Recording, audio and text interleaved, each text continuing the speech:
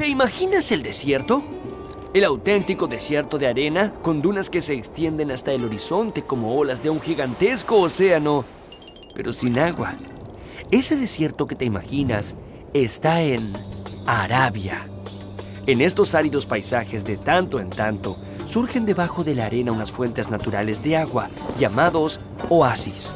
Y en torno a ellos se desarrollaron las primeras tribus de la península de Arabia. Salpicadas a lo largo del desierto y muy distantes una de otras, estas tribus de pobres pastores y rústicos comerciantes nunca habían logrado llevarse bien. No, es mi camello. Mi camello tenía Digo que es 8 jorobas. Su camello tenía 2 jorobas. No, 8. Se peleaban y se robaban mutuamente todo el tiempo, hasta que un día llegó una fuerza invisible y asombrosa que surgió de entre la arena del desierto como el agua fresca de un manantial. Esa fuerza fue la fe, pero no una fe cualquiera, sino una enorme capaz de mover montañas.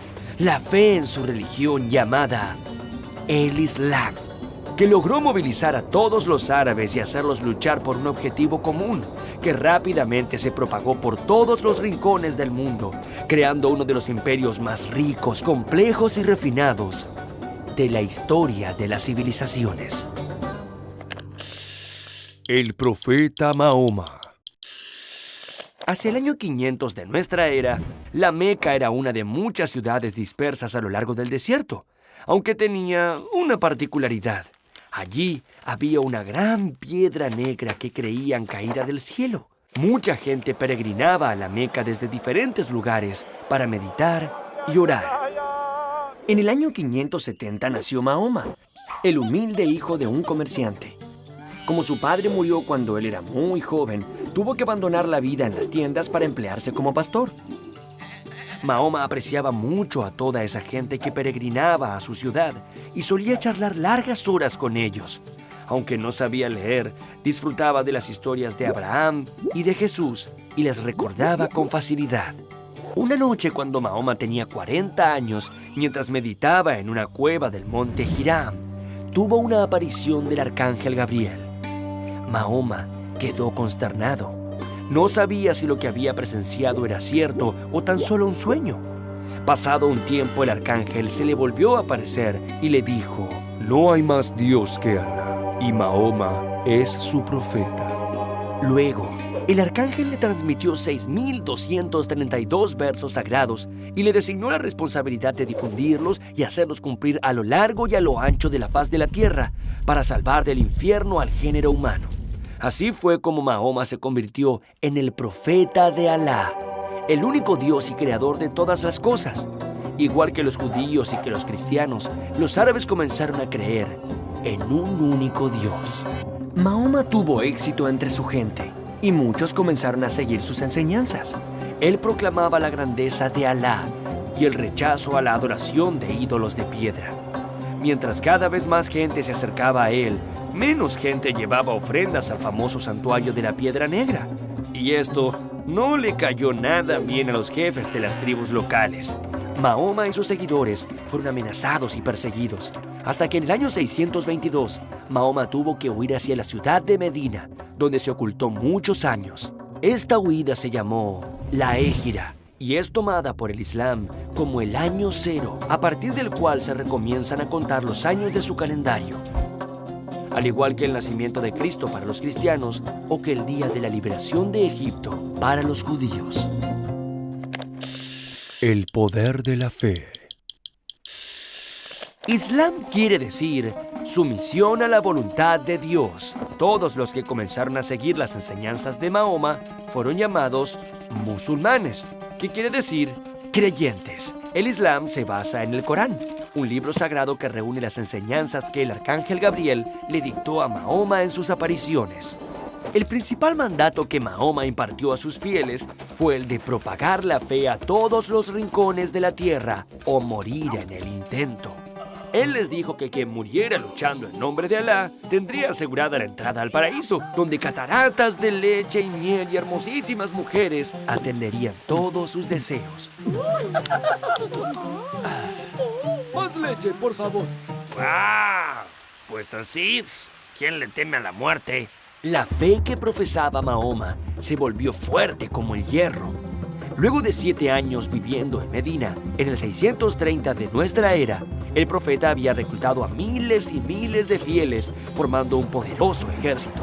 Mahoma asumió el comando y ordenó atacar a la Meca, vencer a los viejos sacerdotes y asumir el control de la ciudad. La conquista de la Meca fue la primera guerra en nombre de Alá, y esa ciudad se convirtió en el centro sagrado de los seguidores del Islam. Luego de la muerte del profeta Mahoma, en el año 632, la fuerza religiosa del mundo árabe sirvió de motor para la unificación de todas las ciudades y los pueblos de la península de Arabia. Y eso no fue todo. Los musulmanes luego emprendieron la conquista de una enorme extensión de territorios, conformando un imperio que en menos de 100 años se extendió desde la actual España hasta la India. Bazares y mezquitas. El gran imperio islámico estaba gobernado por los califas, que quiere decir vicarios de Dios. Eran los legítimos herederos del poder del profeta Mahoma. Bajo sus órdenes se ubicaban los emires, que eran gobernantes de grandes territorios. Más tarde surgieron unos reinos semi-independientes del poder del califa, que fueron gobernados por los legendarios sultanes de Oriente. La mezquita era el principal centro religioso de una ciudad.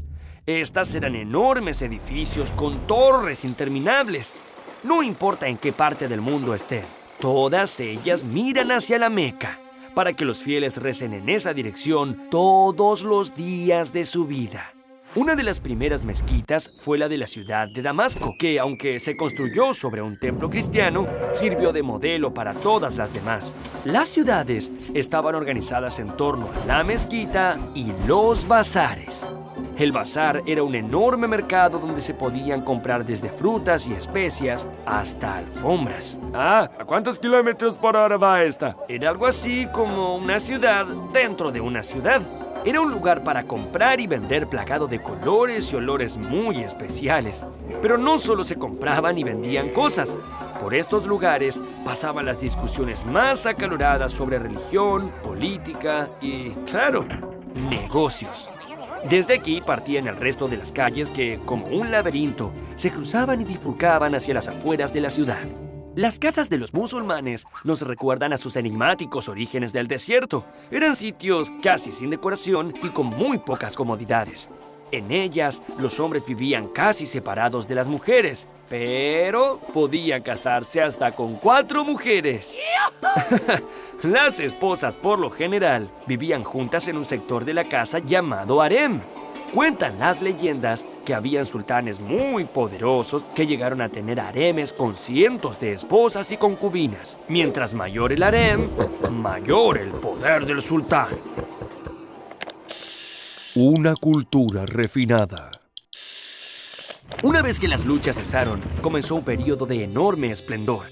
Entre los años 750 y 1250, tomaron el poder unos gobernantes llamados los abasidas, que eran descendientes directos del gran Mahoma. Ellos trasladaron la capital del imperio desde la Meca a Bagdad, en el actual Irak.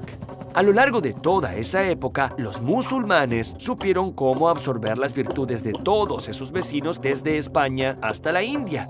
Luego pensaron y reelaboraron esas virtudes, impregnando de delicadeza y majestuosidad a todas las disciplinas en las que incursionaron. Por ejemplo, en la pintura y en la decoración. Pero, ¿y eso qué es? Se llama estilo arabesco. Y son miles y miles de figuras geométricas enganchadas unas con otras. Se usaban para decorar los suntuosos templos y palacios de la época. Es que los musulmanes nunca dibujaban personas, ya que su religiosidad no les permitía adorar imágenes. Los españoles aprendieron el estilo arabesco y comenzaron a imitarlo en sus propias iglesias y castillos. Entre ellos se estableció un intercambio de conocimientos generales. Y es por esto que tantas palabras de idioma español y del idioma portugués provienen del árabe. Los números.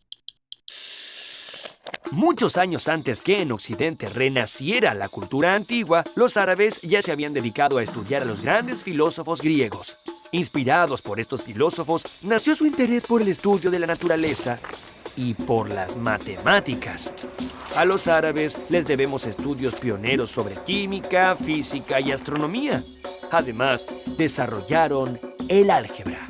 ¿Acaso álgebra no suena árabe? Bueno, sí.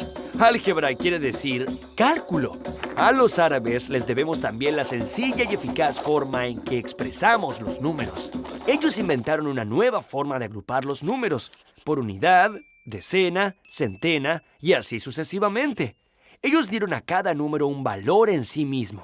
Por ejemplo, 1, 2, 3.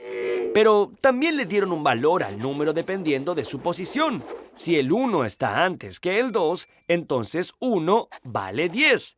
¡Una decena! A los que se suman los 2 que ya teníamos antes, o sea, 12. Esta manera de escribir y asignarle valor a los números resultó tan práctica y efectiva que hoy en día todas las sociedades del mundo la emplean. Esta forma de contar se la debemos a los árabes. Ya lo decía yo. Las 1001 noches. Las 1001 noches es una enorme recopilación de cuentos fantásticos que provienen del mundo árabe. Son encantadores relatos de princesas capaces de enamorar a los más intrépidos aventureros, genios capaces de otorgar increíbles deseos, alfombras voladoras, piratas legendarios, fortunas inusitadas y esplendorosas conquistas. Son historias dentro de historias dentro de historias que se encadenan unas con otras como un gran cuento sin fin y recorren los muchísimos países influenciados por los musulmanes de ese entonces: Arabia, Persia, Egipto, India y hasta China. ¿Historias dentro de historias? ¿Cuentos sin fin? Oye, ¿qué estás diciendo? Voy a intentar explicártelo mejor. Resulta que el sultán Shahriar estaba muy ofendido porque su mujer lo había traicionado. En castigo, el cruel sultán le había ordenado la muerte, pero como ya no podía confiar más en las mujeres, herido por el amor, le ordenó a su visir que cada noche le trajera una nueva esposa a su alcoba para luego ejecutarla por la mañana. Entonces, Scheherazada, hija del visir, tramó un plan para evitar que sigan las muertes y se ofreció como esposa del sultán, sabiendo que solo por eso estaría condenada a morir una vez que pasara la noche. Scheherazada encantó al sultán con una maravillosa historia, pero llegada el alba, antes que salga el sol, le prometió que finalizaría su cuento durante la noche siguiente. Pero en vez de finalizarlo, enganchó ese cuento con el comienzo de otro. Así, logró mantener la atención del sultán durante 1001 noches. ¡Wow! Finalmente, el sultán le perdonó la vida y le otorgó la libertad.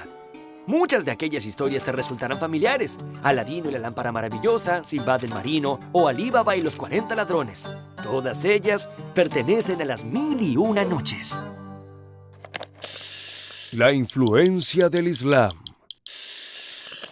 A lo largo de los siglos, el gran imperio del Islam se fue desmembrando paulatinamente. Para el 1258, la ciudad de Bagdad fue atacada y destruida por los mongoles al mando de Halagu, nieto de Genghis Khan. Otro grupo de musulmanes lograron formar nuevos imperios, como los fatimíes al norte de África y los turcos otomanos en Medio Oriente. En la península ibérica, los reinos musulmanes existieron hasta 1492, el mismo año que Colón llegó a América, cuando fueron expulsados de España por los reyes católicos. Del árido desierto al esplendor de los palacios, la cautivante historia del Islam demuestra cuán fuerte es el poder de la fe. El profeta Mahoma decía que la fe era capaz de mover montañas. Pues vaya si tenía razón.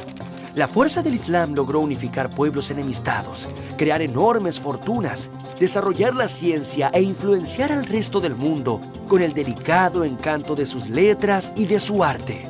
Millones y millones de fieles aún hoy rezan 5 veces al día mirando a la Meca y peregrinan una vez al año a esa ciudad, mostrando que la llama de su fe no desaparece ni desaparecerá.